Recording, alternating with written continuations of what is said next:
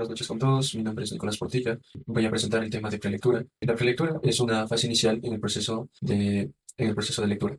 Consiste en varias estrategias para generar inferencias acerca del contenido del texto que nos permiten familiarizarnos con él. La primera de estas estrategias es la activación de conocimientos previos. El tema de esta obra es el árbol de los problemas, lo que podría hacer referencia a que nuestros problemas, como el árbol, es una representación de crecimiento. Como siguiente estrategia tenemos la formulación de preguntas previas, como qué tipo de problemas se discutirán en el cuento, por qué el autor eligió un árbol como tema central, cómo resolverán los personajes sus problemas mediante este árbol. Estas preguntas nos ayudarán a estar atentos a las posibles respuestas a las preguntas a las que hemos planteado. Predicción del contenido. Debido a las estrategias anteriores, podemos predecir que el árbol es un medio físico metafórico con el que los personajes cuentan para resolver estos problemas. Como siguiente estrategia tenemos la exploración de vocabulario clave. Palabras como problemas, árbol, solución, conflicto y decisión probablemente estarán relacionadas con los temas principales del cuento, ayudándonos así a entender de mejor manera las ideas principales del texto. Como siguiente estrategia tenemos la contextualización del texto. Debido a que el cuento pertenece a una recopilación en el libro Cuentos con Alma, podemos intuir que su propósito es hacer reflexión sobre los problemas de nuestra vida y cómo afrontarlos. Por último, tenemos el establecimiento de propósito de la lectura. En este caso, decido que mi propósito principal al leer el cuento será entender cómo los personajes manejan sus problemas y qué lecciones se pueden aprender sobre la gestión de dificultades. También descubrir el simbolismo que tiene el árbol dentro de la historia.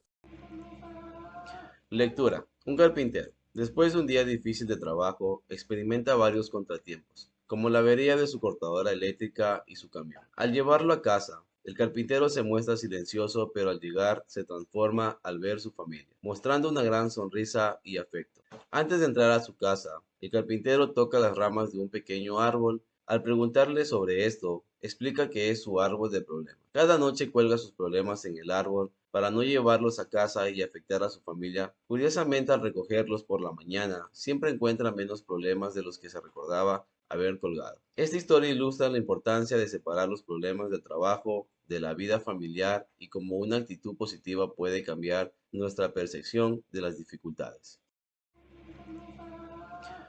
Lectura.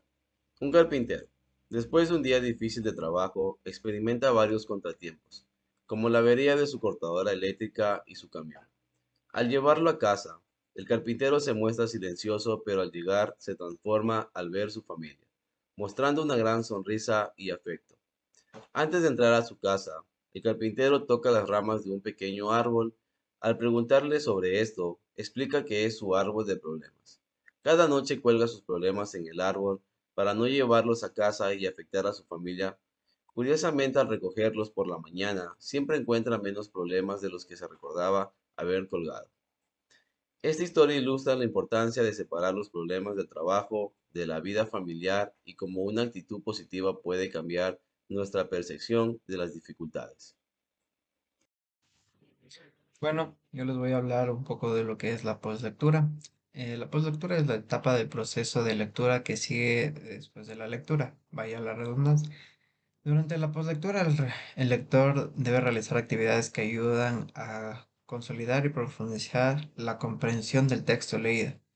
Estas actividades pueden incluir en resumir el texto, reflexionar, o sea, pensar en lo que el texto transmite, discutir, hablar con otras personas sobre lo que dice el texto, tomar nota, tomar ideas principales, tomar apuntes de lo más importante, responder preguntas. Si es un texto investigativo, eh, tenemos que ver si es que respondió a lo que nosotros estábamos buscando.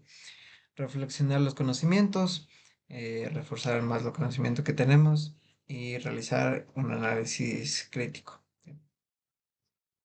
Para leer con eficiencia es importante seguir una estrategia durante el proceso que va a identificar las diferentes partes de lo que conforma esta estrategia. Se basa en tres partes, lo que es la lectura, la poslectura y la prelectura. Yo le voy a hablar sobre la lectura. Por lectura, la capacidad de entender un texto escrito y también relacionar críticas, superar las ideas expresadas. La, la expresión lectoral es un proceso a través del cual el lector elabora un significado en su interacción con el texto que se deriva de sus experiencias acumuladas.